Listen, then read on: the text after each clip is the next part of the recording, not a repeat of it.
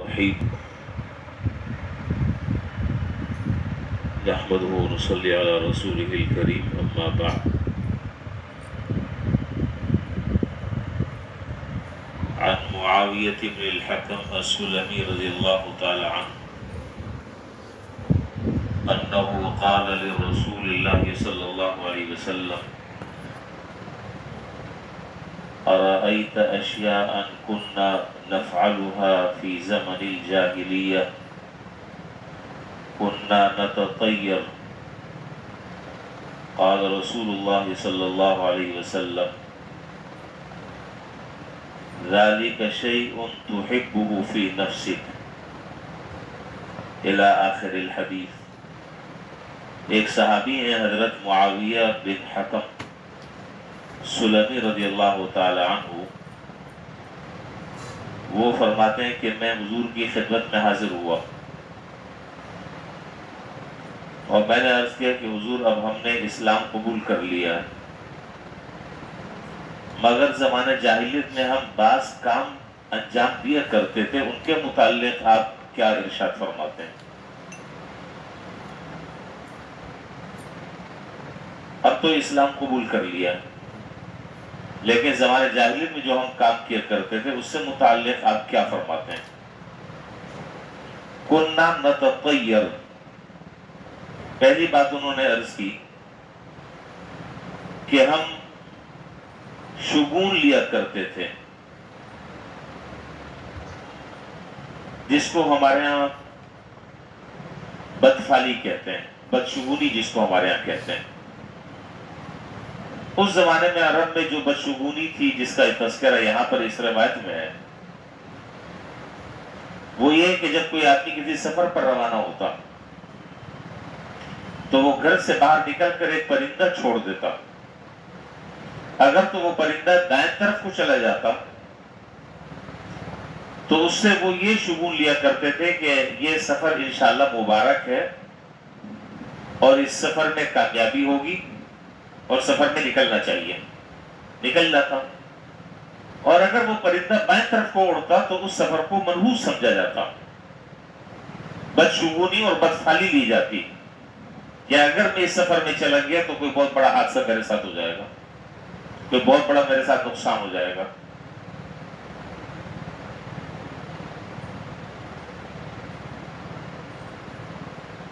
اچھا جی، اسی طریقے سے کہتے تھے کہ ہم راستے میں جا رہے ہیں، راستے میں کسی کالی بلی نے راستہ کاٹ لیا، ہمارے یہاں بھی یہی ہے۔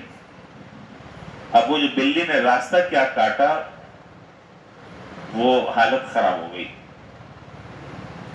کہ بس اب کسی نے کچھ کر دیا، یہ سامنے آ گئی راستے میں بلی، اب اس سے یہ بدشگونی لی کہ اب کوئی مسئلہ ہے۔ تو یہ زمانے جاہلیت میں اس طرح کی بدشگونیاں وہ لیا کرتے تھے۔ اور یہاں تو وہ حدیث نہیں ہے، حدیث کی دوسری کتابوں میں وہ تفصیل ہے اس حدیث میں، لا عدوى ولا طیرۃ ولا حام ولا سفر ولا نو، یہ سارے کام جو ہے وہ زمانے جاہلیت کے تھے، جس کی اس وقت ساری تفصیل بیان کرنا مشکل ہے۔ وہیں سے چلتے چلاتے ہمارے بھی بہت سارے کام ایسے جو آج کا مسلمان کرتا ہے، کہنے کو ہے مسلمان، لیکن غور کرنا چاہیے اور ہمیں دیکھنا چاہیے کہ کہیں خدا نخواستہ اللہ نہ کرے ہمارے کہیں عقیدے کے اندر تو گڑبڑ نہیں ہے۔ اور یہ بات سمجھ لینی چاہیے کہ اصل جو ہمارا اساس اور بنیاد ہے وہ ہے عقیدے کی سلامتی۔ خدا نہ خواستہ اللہ نہ کرے بدعملی تو سب سے ہوتی ہے، ہم سب گناہگار ہیں، کون آدمی پارسا ہے، لیکن اللہ نہ کرے اگر عقیدہ غلط ہو گیا اور عقیدے میں اگر شرک کی آمیزش ہو گئی تو معاملہ بڑا خطرناک ہے۔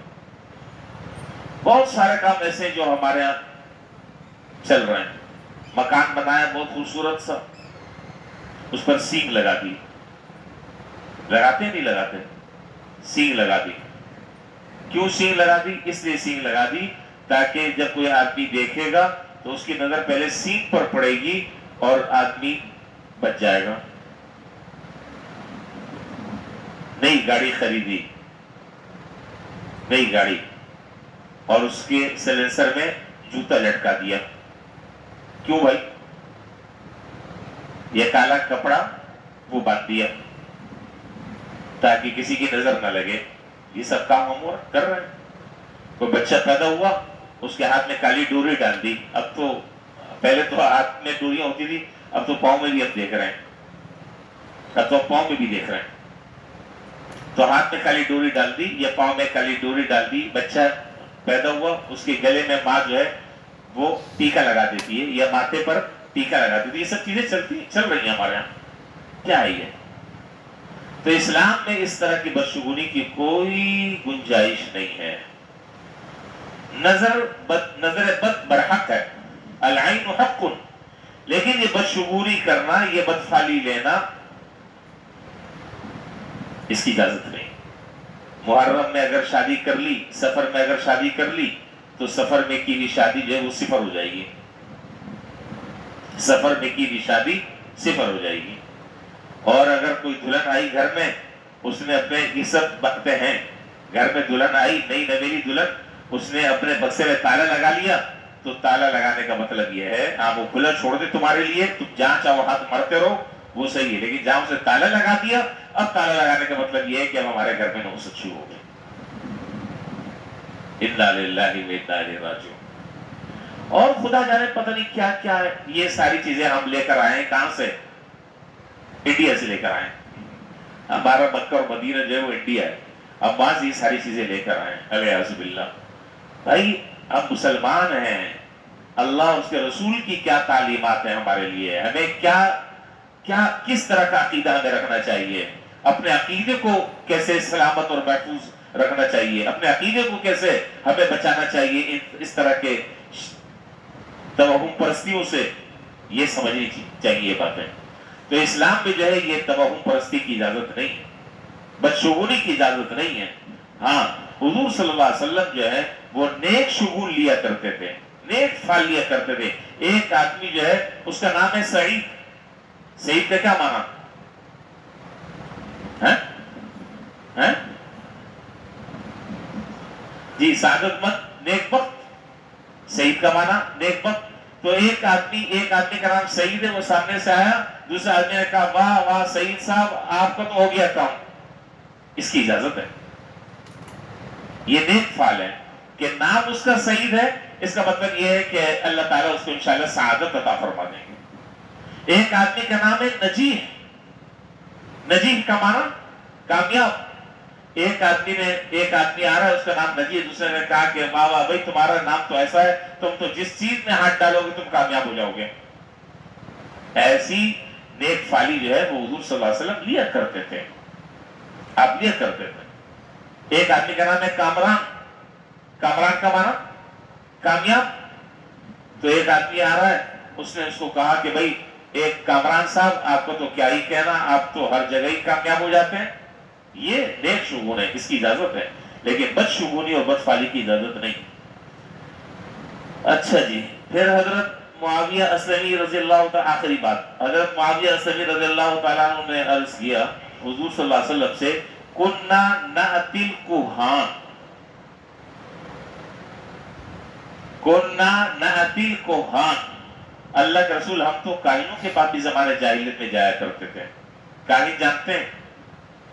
نہیں. نجومی، دس شناس، یہ نالوں پر آپ دیکھیں گے، نالوں پر آپ کو کہ اچھی جگہ پہ نہیں ملیں گے بیٹھے ہوئے، آپ کو ہمیشہ ملیں گے گندی جگہ پر، نالے پر بیٹھے ہوئے ملیں گے. اور بڑا بڑا قداور بورڈ لگا ہوا ہوگا اور اس میں بلند بانگ دعوے لکھے ہوں گے. ہر ناکامی یا کامیابی سے بدل جاتی ہے. کم بخت تمہاری تو کامیابی یہ ہے کہ تم نالے پر بیٹھے ہوئے ہو اور دوسروں کو قسمت کا حال بتا رہے ہیں کہ یہاں پر تقدیر تبدیل ہو جاتی ہے اور محبوبہ آپ کے قدموں میں، اور خدا جانے پتہ نہیں کیا کیا اول فول باتیں. اب وہ کچھ طوطے پالے ہوئے، کچھ طوطے رکھے ہوئے، آپ نے دیکھا ہوگا لفافے ہاتھ سے بنا کر رکھے ہوئے. اب بیچارے جو لوگ پریشان ہوتے ہیں وہ جاتے ہیں، اس میں سے وہ طوطا ایک لفافہ پکڑتا ہے اور لفافہ پکڑ کر وہ اس کو دے دیتا ہے، وہ پڑھتا ہے اب یہ سارا کھیل کام دھندا چل رہا.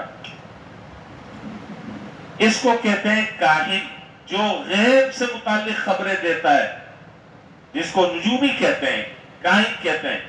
اور اتنی شدید وعید حضور صلی اللہ علیہ وسلم نے اس عمل پر فرمائی ہے.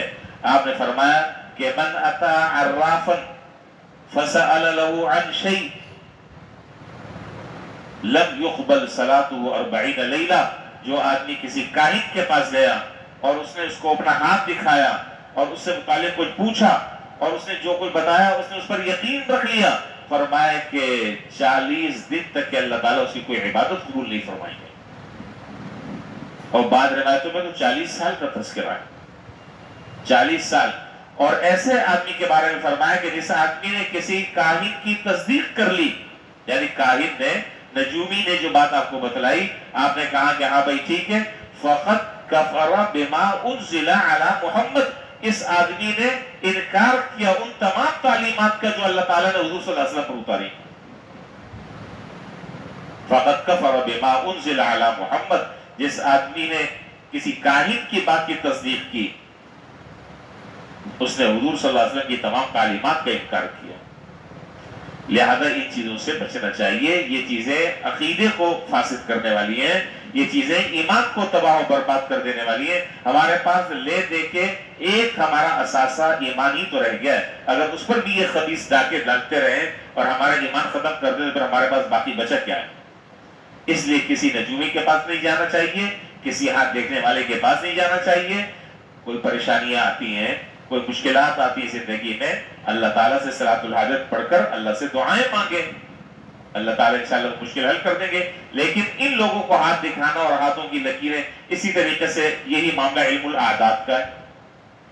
اب بعض لوگ جو ہے وہ اتوار کو اخبار خریدتے ہیں، اتوار کو پورے ہفتے ہی خریدتے ہیں، اتوار کو خریدتے ہیں، اور اتوار کو جو ہے وہ اخبار میں وہ آتا ہے علم الاعداد کا ایک صفحہ ہوتا ہے، اس سے حساب کتاب لگاتے ہیں، بتاتے ہیں.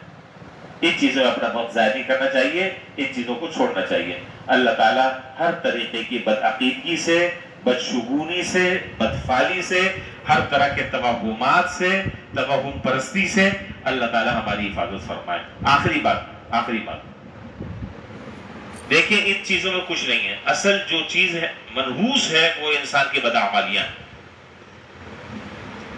نماز نہ پڑھنا یہ نحوست ہے، جھوٹ بولنا یہ نحوست ہے، دھوکہ دینا یہ نحوست ہے، ملاوٹ کرنا یہ نحوست ہے.